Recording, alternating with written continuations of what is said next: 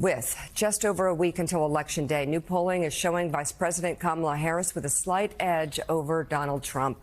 A new ABC News poll among likely voters has Harris up by 4 points, 51% to 47%. That is within the margin of error. The poll also shows Harris ahead of Trump among key demographics. Let's go through them. Harris leads Trump by 30 points among Latino voters, a group that Biden won by a similar 33 points in 2020, according to ABC News exit polling. Harris also has a 19-point lead among suburban women, a 6-point gain from Biden in 2020. Among black voters, Harris is outperforming Biden's 2020 margin with black men by 14 points and by 7 points with black women. With college graduates, Harris has a 10-point gain from Biden in 2020. When it comes to white men with college degrees, Trump won the group by 3 points in 2020, but now Harris is winning by 4 points in this poll. And for white women with college degrees, Harris is winning by 14 points. That's more than Biden in 2020. On top issues, Harris leads by 6 points when it comes to looking out for the middle class, and by 10 points when it comes to health care. Harris leads Trump by 11 points in being seen as having the mental sharpness it takes to effectively serve as president. And her advantage widens to 29 points on having the physical health to serve effectively.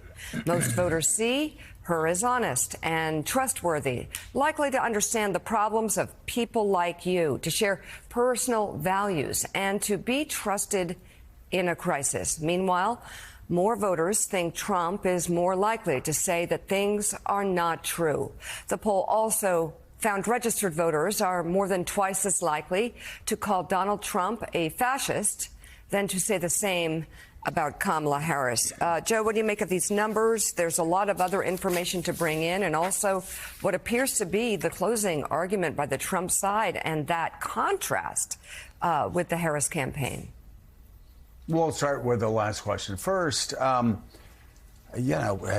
Trump could win. Everybody in his campaign thinks he can win. Every Republican in America, except those that are quietly voting for Kamala Harris, are running around saying he's going to win. I haven't seen a side this confident since Mitt Romney's side in 2012 knew he was going to beat Barack Obama. And they just kept saying it. They were so sure they were going to win that it was Mitt Romney and Karl Rove who were shocked on election night and knew something had to be wrong with numbers because they weren't winning. So the bubble inside Trump world is overwhelming, saying that Donald Trump is going to win this race. And again, it reminds me so much of 2012. Everybody was shocked, actually, when Barack Obama ended up winning and winning easily.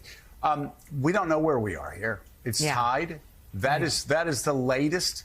That is the latest of polls. Of course, the last NBC or the last New York Times Siena poll that came out several days earlier had it tied, but also had things breaking her way.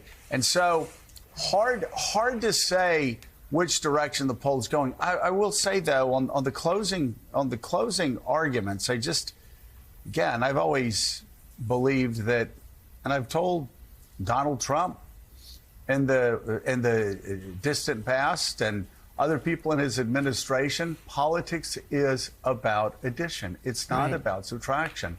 And I surprised myself by still being surprised by how negative, how exclusionary, how racist the attacks against Puerto Rico, the attacks again against Hispanics, echoing what Donald Trump said years ago, that Hispanics were breeders.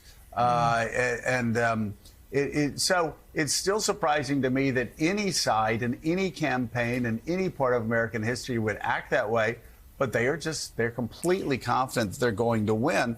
But Jim Messina, this ABC poll, again, the latest poll, it'd be interesting to see if other polls follow it, but you have trend lines going the way the Harris campaign would obviously want it to be. Same thing with Siena. Siena had, even though it was tied, had some trend lines where late breakers were breaking dramatically towards her.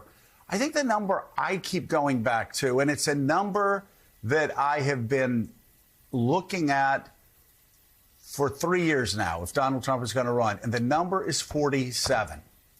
Donald Trump is at 47%. Donald Trump is at 48%. There was a time when people were cheering the 20% that Bobby Kennedy was going to take off the board to make 47% enough.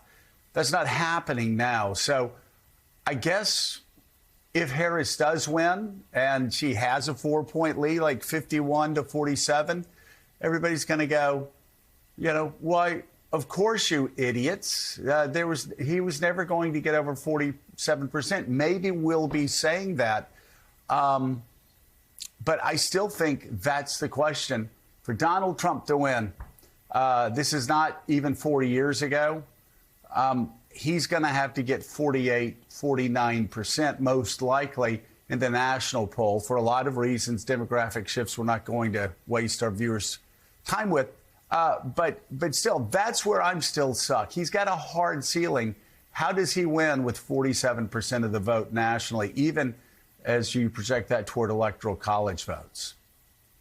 Joe, he doesn't, and you're exactly right. The weird thing is someone should call his campaign and explain your math to them, because they have been stuck at 47 and a half for a year.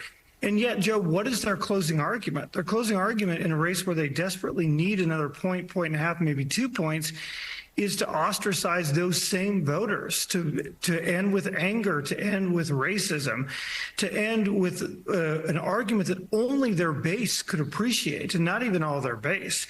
So it's just, you know, campaigns, you and I have talked about this a lot, are contrasts. And you can't end this campaign better if you're the Harris campaign. What you want is very clear optimism, hope, and the future over the anger of the past. And Donald Trump is giving you that repeatedly. And, you know, don't believe you and I. Look at the NBC poll. By 10 points, late breaking voters are moving to her. And you can tell why, because she has a message to them. Is it close? Of course it is. Is it always going to be close? Of course it is. But what you need to do at the end is move your voters to vote and to get the persuadables to move at the end. And right now, it looks like from early vote numbers and from polls, she's doing that, Joe. That's what I don't understand. Again, I just never understood the anger, the hatred, the whole idea. I guess the problem is the party is motivated by one central theme, and that is own the libs. What they don't realize is when that's their theme, you have conservatives like me, more conservative than anybody that spoke last night. You could say that about Liz Cheney, too. Balanced the budget 4 years in a row. I mean, you know, fought for conservative issues, actually believed, unlike J.D. Vance, that you push back against Russian aggression. So you want people like me that even if they're not Republicans anymore, just go, okay, well, that's fine. You want guys guys in Wisconsin, older guys in Wisconsin and Michigan and Pennsylvania going, yeah, that makes a lot of sense. But last night was bizarre and confusing, as the final weeks have been. It's optimism versus pessimism. It's joy versus retribution and rage. So yeah, that's what I just did. This is what I just didn't understand about calling Puerto Rico a floating pile of garbage. You know, attacking the United States as he has. But anyway, I want to go back though, Jim, because you're so perfect for this, because you were there in 2012. I think you and I would agree. This race is tied. We don't know which way it's going to break. Yep. But it's crazy. I don't know if it's a pose, but Donald Trump, the people around Donald Trump, the Trump campaign, everybody else, they have been crowing that they've got this in the bag for 3 months now. And again, I see no data. I see no data privately. I see no data publicly to suggest that they've got this in the bag. And it just seems like a repeat of 2012 when they were saying the same thing about Mitt Romney, that he was going to beat Obama by 7 points. And it just never happened. This has got to seem like deja vu all over again to you. Oh, absolutely, Joe. And, at the time, I remember the Romney campaign telling reporters, look at our rallies, look at the momentum, look at the excitement of our base. And that stuff doesn't matter. What matters is sheer cold, hard numbers. And when you look at who's early voting in Atlanta, when you look at who's early voting in Michigan, Wisconsin, and Pennsylvania, it tells a very, very different story. And, there's this 10-mile square mile logic-free zone called Washington, D.C. And in Washington, D.C., people are like, oh, look at the momentum Trump has. Show me that from the data. Show me that from the breaking numbers in the NBC poll. Show me this ABC poll, the numbers Mika laid out. I mean, the number I thought was the most amazing, Mika, was the 6-point lead for her on middle class, who fights for the middle class. That's a really important number for these late breaking voters who are mostly economic voters. And so, you just can't look at this and say he has this in the bag. All they are trying to do is display confidence and try to display strength because it's all they have left, Joe. Well, the last couple polls have shown, not just the ABC poll, the last couple polls show, and I think the New York Times Siena poll has also shown, who cares about people like you? Who cares more about people like you? And she's winning it, and she's winning it pretty comfortably. So, again, I don't understand the confidence. Now, listen.